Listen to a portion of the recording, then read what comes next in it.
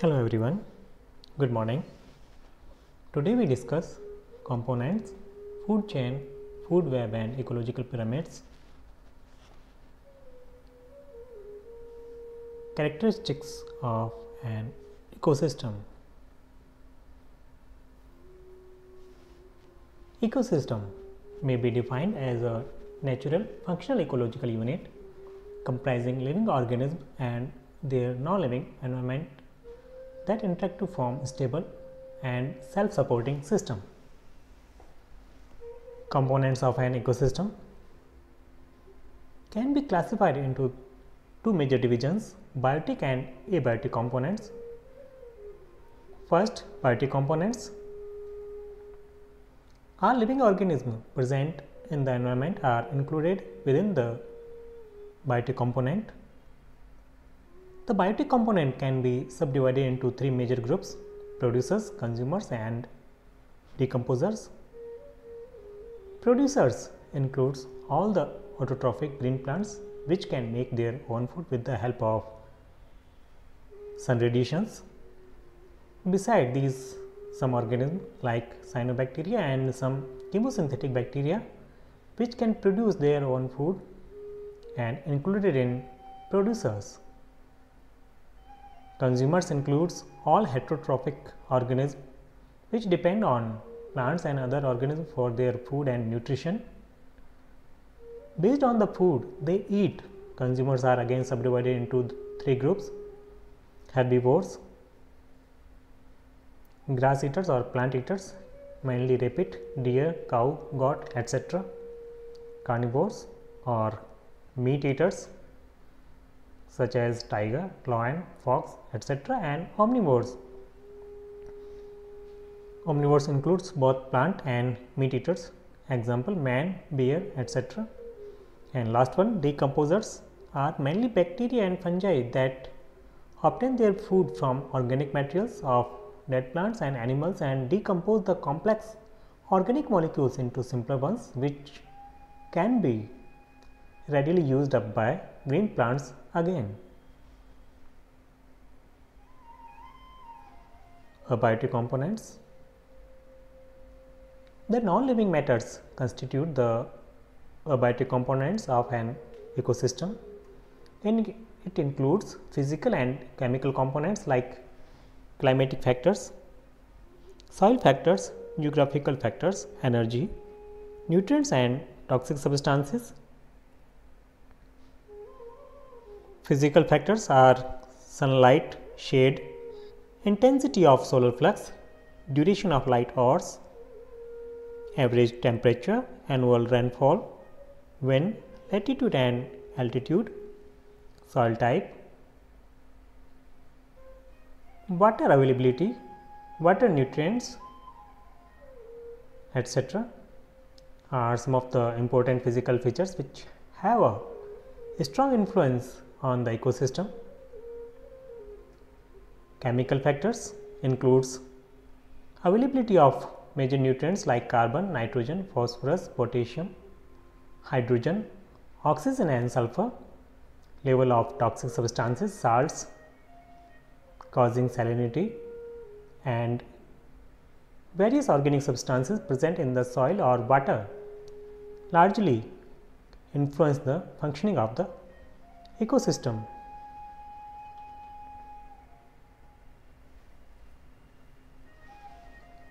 Now the food chain. The transfer of food energy from the producers through a series of organisms, herbivores to carnivores and then to decomposers with repeated eating and being eaten is known as food chain process. The solar energy is trapped in the ecosystem by the green plants and produce energy rich carbohydrates. These green plants are known as primary producers. The green plants are eaten by plant eaters, mainly herbivores, also called primary consumers. Herbivores are in turn eaten by meat eaters or carnivores, also called secondary consumers. Secondary consumers in turn may be still eaten by other carnivores which are known as tertiary consumers. After decay of both plants and animals, simpler compounds are being released into the atmosphere due to the activity of decomposers, which are reutilized by green plants. In nature, we generally distinguish two types of food chain: grazing food chain and detritus food chain. A food chain in grassland ecosystem starts with grasses and goes through grasshoppers, the frogs, the snake, and finally the hawks. A detritus food chain starts with the dead plants and animals and goes through fungi, bacteria, protozoa, insect larvae, fishes, mollusks, small fishes, large fishes, and finally the large fishes and birds.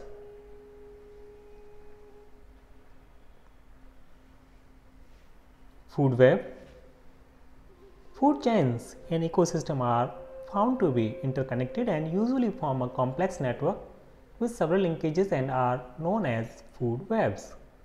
Thus, food web is a network of food chains where different types of organisms are connected at different trophic levels, so that there are a number of options of eating and being eaten at each trophic level. For example, in an Antarctic ecosystem, resemble the total ecosystem including the Antarctic Sea and the continental land. The land does not show any higher life forms of plants. The only species are that of some algae, lichens and mosses. The animals includes penguins and snow petrels, which depend upon the Antarctic chain for their food energy. Food web gives greater stability of the ecosystem. In a linear food chain, if one species becomes extinct or one species suffers, then the species in the subsequent trophic levels are also affected. In a food web, on the other hand, there are a number of options available at each trophic level. So, if one species is affected, it does not affect another trophic levels so seriously. Consider the simple food chains of Arctic tundra ecosystem: Cladonia, reindeer and man, grasses, caribou and wolf. If due to some stress the population of reindeer or caribou falls, it will leave little option for man or wolf to eat from the ecosystem. Had there been more biodiversity, it would have led to complex food web, giving the ecosystems more stability. Significance of food chains and food webs. Food chains and food webs play a very significant role in the ecosystem due to the two most important functions of energy flow and nutrient cycling take place through them. The food chains also help in maintaining and regulating the population size of different animals and thus help maintaining the ecological balance. Food chains show unique property of biological magnification of some chemicals. There are several pesticides, heavy metals and other chemicals which are non-biodegradable in nature. Such chemicals are not decomposed by microorganisms and they keep on passing from one trophic level to another, and at each successive trophic level they keep on increasing in concentration. This phenomenon is known as biomagnification or biological magnification.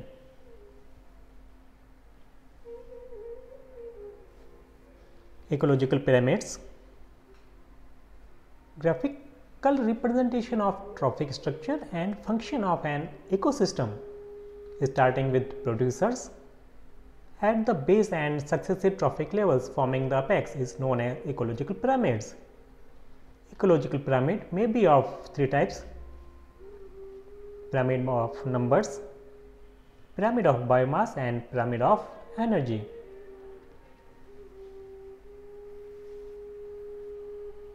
Pyramid of numbers represents the number of individual organisms at each trophic level. We may have upright or inverted pyramid of numbers depending upon the type of ecosystem and food chain. As for example, grassland and a pond ecosystem show an upright pyramids of numbers. The producers in grassland are grasses which are very large in numbers, so the producers form a broad base. The herbivores in the grassland are insects, while tertiary carnivores are hawks and other birds which are gradually less and less in number, and hence the forming apex of the pyramid becomes gradually narrower. Pyramids of numbers may be inverted in case of parasitic food chain. The producers, like a few big trees, herb, fruit eating birds acting like herbivores which are large in number. A much higher number of lice, bugs, etc. grow as parasites on these birds, while a still greater number of hyperparasites like bugs, fleas and microbes feed upon them, thus making an inverted pyramid. Pyramid of biomass. It represents the total biomass or dry matter at each trophic level in the food chain. The pyramid of biomass can also be upright or inverted. As for example, the pyramid of biomass in forest ecosystem is upright. This is due to the producers of trees accumulate a huge biomass, while the biomass of consumers feeding on them declines as it moves to higher trophic levels, resulting in broad base and narrowing tip. The pyramid of biomass may be inverted in case of pond ecosystem. Here, the total biomass of producers or phytoplanktons is much less as compared to herbivores, zooplanktons and insects, carnivores as small fish and tertiary carnivores as big fish. Thus, the pyramid takes an inverted shape with narrow base and broad apex.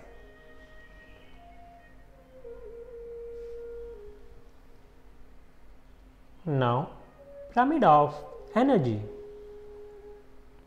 It represents the total amount of energy present at each trophic level.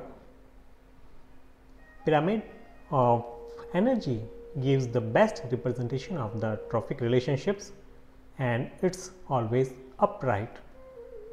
At every successive trophic level, there is a huge loss of energy, and that is about 90% of energy loss in the form of heat, respiration, etc. Thus, at each next higher level, only 10% of energy passes only. Hence, there is a sharp decline in every level of each successive trophic level as it moves from producers to top carnivores.